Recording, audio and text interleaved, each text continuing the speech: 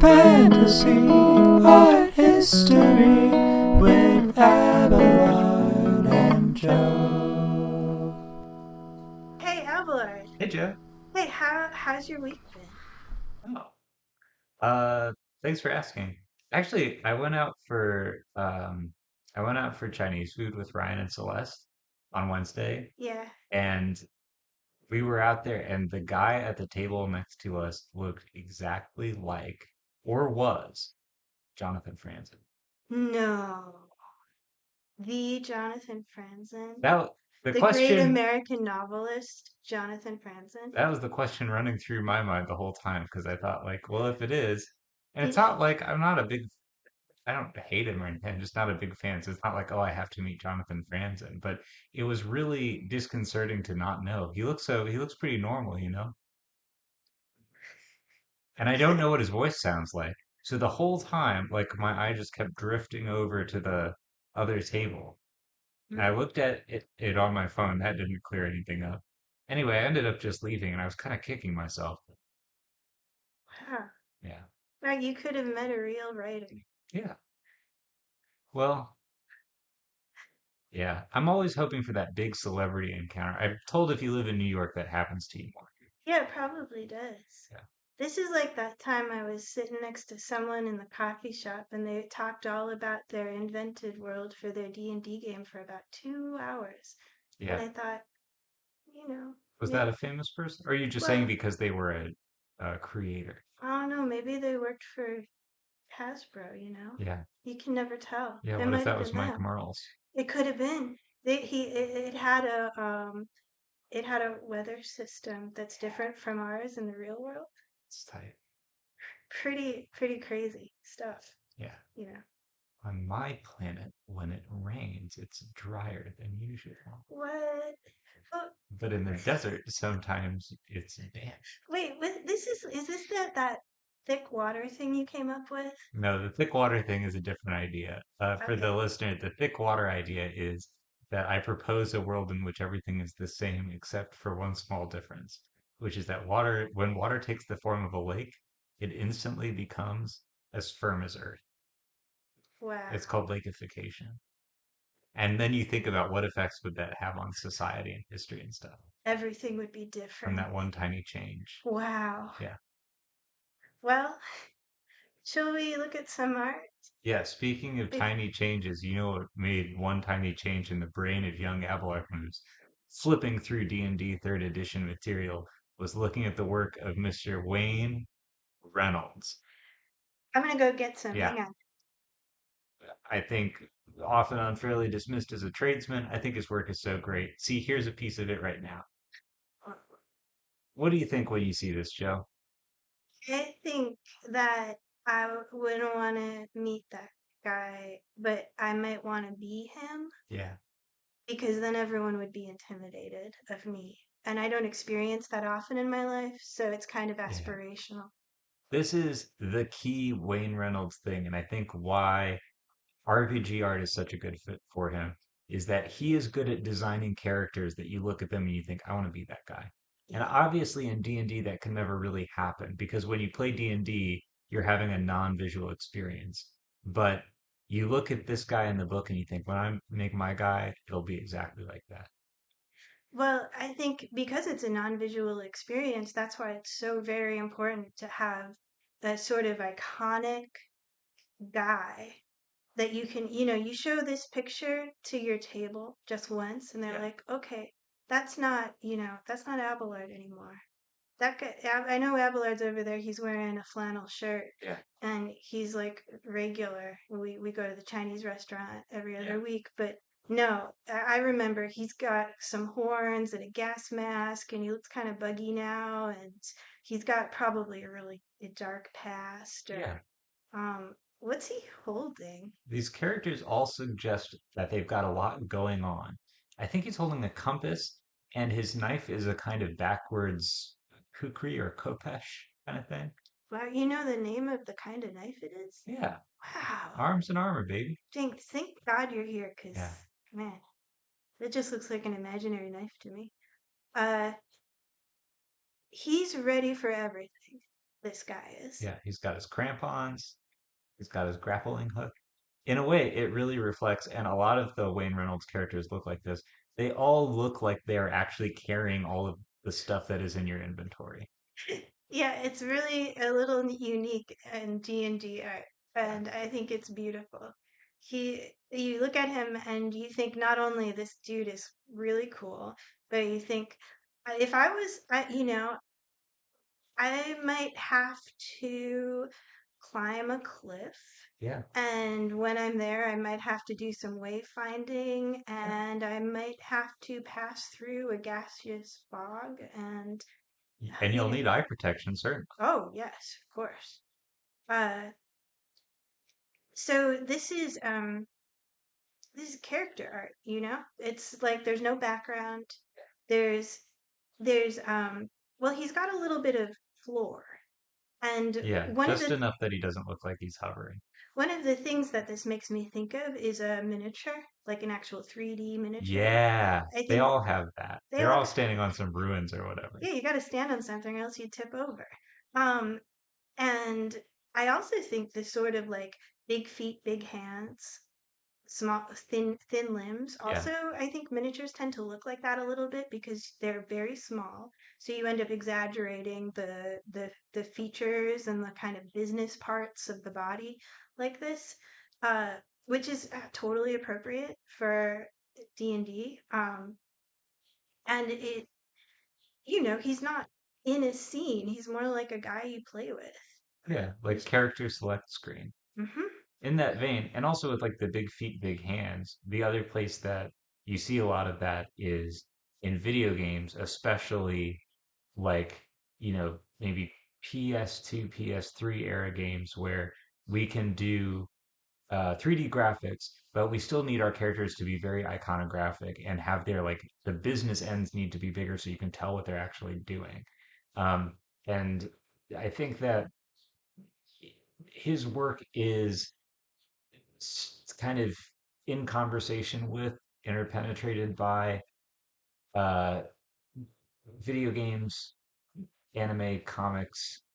Like he's not doing this sort of like pure Western high fantasy thing. Yeah, I was just thinking about that now. Like, this is more cartoony than the current model of like magic card art or D&D art, Yeah, which is very respectful, realistic, kind of it's a little boring. I think this is exaggerated. It's got a lot of energy in it. Not totally concerned with being real. yeah. uh, arms are so little. Legs are weird shape. Is this a human? Maybe. I don't know. No, No. it's a kind of psychic bug person. I forget what they're called. Whoa. I thought he was just wearing a mask. No. Well, he Anyway, is wearing a mask, but he's also a bug under there, and that's why he has psychic powers. nice. Yeah. See, you can be 2 to 3 to 5 things in the world of the imagination. Yeah. Do you want to look at another cool guy? Yeah, I'll go get one. So, what did you like so much about this stuff as a kid? Well, I think, when you're a kid, your brain is soft and you haven't seen anything. And so stuff like this just immediately makes an impression. And I thought it had a strong vision. I think it sort of bespeaks the other stuff. Yeah, I love this guy.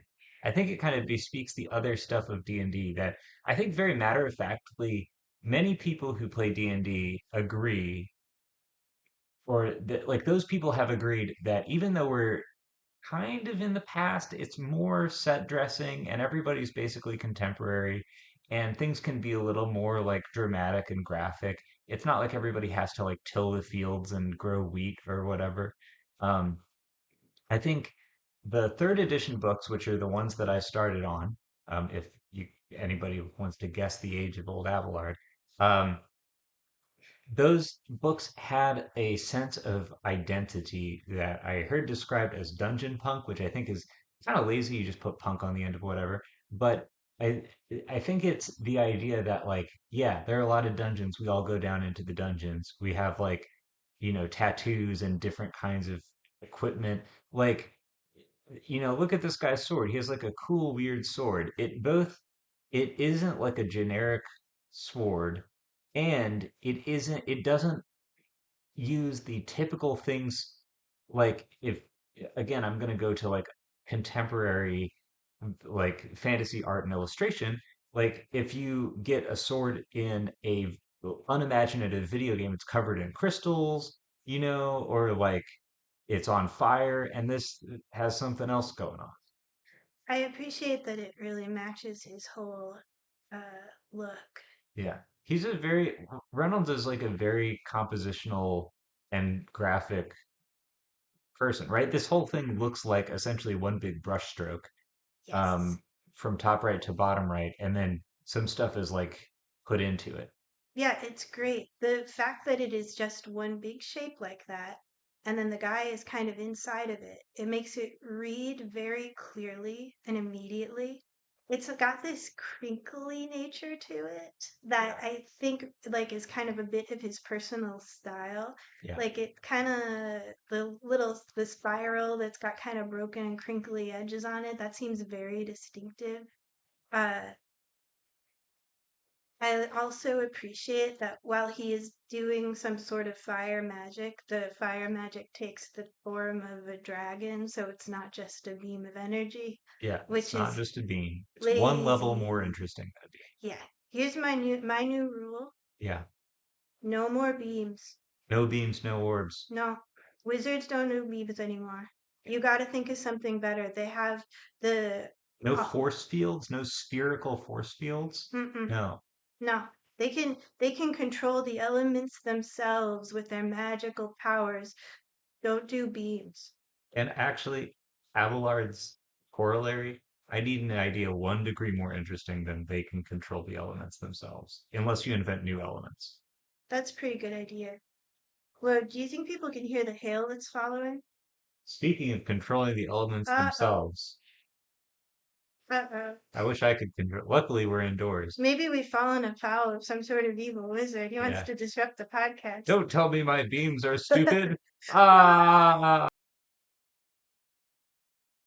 Uh, Let's soldier on, though. viewer, thank you for your patience as we endure this bout of hail. Whoa. Um, Here's some other things, like little details on this guy. The way the rings drop into the cavity made by that like sort of big black brushstroke, really cool.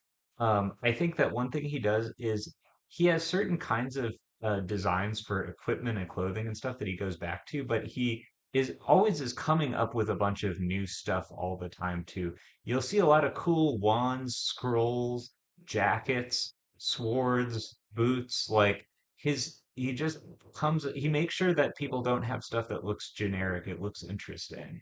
Yeah, that's really a good point. And I think it really tells that he cares about this stuff because when you're on a deadline Yeah, and you're drawing the like 30th guy yeah. 30th L. and you still got to care about it, like you can tell this Yeah, he thought about this. He's like, yeah, rings, claws, claw shape, echo on the sword, echoes the curve of the weird jagged cloak shape. They refer back to each other. He's got a lot of rings all over the place that catch the light. yeah. You notice the rings in the hollow on the right side, and then it kind of leads you to the rings as highlights on the cloak. Yeah, you don't get all of this stuff by half-assing it and just being like, I don't know, he's wearing a jerkin. Yeah, Yeah. No, you got to think this is like if you're an artist and I'm, saying this to me and you also and everyone out there, it's like don't bother doing it unless you're gonna try to think of cool stuff. yeah. You have to be hyped for your own work. And Yeah, again, this guy, you would be psyched to be this guy. You would say, "My guy looks like this," and then you would show your playgroup a picture of him. yeah, really great. Shall I pull up the last piece? Yeah, one more. Okay, here we Kind go. of a breakaway from just the character illustration because, you know, he does all kinds of stuff. And hey, you might need to come up over here to see. No, I can Oh, just perch. Here okay. we go. All right. Wow, how exciting! Yeah. It looks like this when I play D&D too, of course. Yeah. Yeah. Uh, yeah, this one I think is there's just a lot going on in here, obviously. But wow. So we looked at our very, very first episode. Um, with David Sutherland, we talked about the need of in D&D, you have to illustrate small scale skirmish warfare with about six guys in it. And the David Sutherland one, which was also good, but was more hieroglyphic, right? Everybody's on a flat plane. And in this, wow, we open up the 3D space. And so we've got one big monster. And in fact, we're kind of capturing a moment here, right? And you can tell we're capturing a moment because a bunch of stuff is in midair. Hmm. We've got a big monster, What is it? an Odiug. Whoa. That's how I always pronounced it anyway. What do they do? Um, they live in the sewers and they jump out, or they live in garbage or something, and they jump out and then eat you and hit you with their tentacles. They're not magical, I don't think. They're just kind of like giant cockroach monsters. Nice. Yeah. And so you can see at various levels of like poise, like the Odiug is the star of the show, Mhm. but you can see the different noticeably like these are members of an adventuring party and they're all doing their thing. We've got one guy who's getting his ass kicked and is getting knocked into the air. We've got a second guy in the left with his sword. We've got a third guy and a fourth guy in the bottom right hand corner. We got some little dragons flying around. Nice. You can even see the grating at the bottom of the sewer that he's emerging from. Yeah, in a It's way, it's like a cute little visual detail to say like it's so big that it's like this was the manhole cover, but then here comes the whole guy. yeah, it's I like the color scheme in this piece very simple. Yeah, So very you focused. yeah, you have although there's a lot spatially, you have like a lot of deep space in the background. He sticks to this real like yellows and blues. Um, One thing you can observe in terms of just how art works in this piece is atmospheric perspective. And this is how you make things look further away in the distance. And usually, what happens and you can observe this by going outside and looking at the sky, things get bluer the farther away they are because light's reflecting from the sky. If you're like, I don't know, it kind of depends on the landscape. If you're on the mountains, you can see a ton of atmospheric perspective. If you're in the Midwest where we are, it's a little bit rarer. But what's interesting here is that because it's this evening scene, the light in the furthest distance behind the horrible dripping tongue of the Otyug is yellow rather than blue. And so if you've got a situation like that, you have to have that depth come from other cues visually. So one of the cues that's telling you that that's going far away is that you have these images, kind of fuzzy images of buildings. Yeah. And there's less and less detail on them the farther back they go. So, directly in the little circle of the Otiot tongue, you've just got these fuzzy, hazy little buildings, and those are blue, even though the sky is yellow. And that really puts this in a deep space, even though it's pretty flat and cartoony otherwise. Yeah. Well, the buildings are blue because they're being backlit by the sun, right? They're like that, almost like Wayne Thiebaud blue shadow. Yeah, this is like an evening scene where the amount of light's falling. So your brightest light you have is that bright orange yellow that's in the right hand side Yeah. coming out of the window there. And that's an area of high contrast. This is another way you create depth in art is you keep the high contrast zones in the kind of front of the Yeah. composition. So really bright yellow light there, and then the white in the teeth of the Otiug and in the ground in front of him. Those are your nearest to you spots. Yeah. And like the individual cobbles have really black darks and really white lights. Yeah. One little like kind of grace note on this piece is look at that little glob of spit coming off of his tongue, showing you the direction that he's lunging in. It's so Yeah. good. It's Yeah. gross. Yeah. I That love spig it. glob used to be over here and now it's over here. Oh, he's gonna lick you so much when he catches you. He's like Yeah. the worst dog. Yep. Yep. Yeah, so there's this is real classic D&D stuff, right? Yeah. Very compositionally tight. Again, I think he's like a very compositional, very graphic artist. And even with the much diminished focus on the individual characters, some of them are a little more like work a little more like icons, like the armor guy on the left. looks cool but doesn't have that same quality of like I have to be this guy. But they all have a little bit of like love put in. You know, they all have like little outfits and stuff. None of them are throwaway. Who's throwaway? The people in the back who don't even have any class levels, and so they're kind of washed out in blue. Yeah, that's what happens when you don't go adventuring. You Yeah, just fade sadly into the backdrop. yeah, Oh, cursed forever. oh, it's so sad. Nothing At ever best, you happens can to you. say, "Oh, my Oh, prices are the finest in town." Whatever. man, that's not us, is it? Are you asking if we're the NPCs of reality? Yeah, I think part of growing up is accepting that sometimes you're the guy who says, "My prices are the finest in town." yeah. Okay. Yeah. Well, we don't want to leave on that note, do we? Oh, I don't know. It, Think of something nice to say. the beauty of fantasy is that there's at least one place where you're not the NPC anymore. You're the guy with the extremely large sword, Yeah. Who looks cool and who everyone wants to be. and everyone thinks he's cool. And Yeah. he knows he's cool, and you know he's cool, and you know what? You are cool. Well, Wow, that was beautiful. oh, thanks. I really meant it too. I mean it next time. No more pep talks, though. Yeah. It's This is starting not to. some sort of motivational show. No, we're here to, we're here for we're serious people. Yeah. Well, And this is a serious work and we're looking at some serious art and this is a serious show. We're serious people and you're serious viewers. Thanks for watching. Join us next time for something else. yep. Until next time. Keep on dreaming.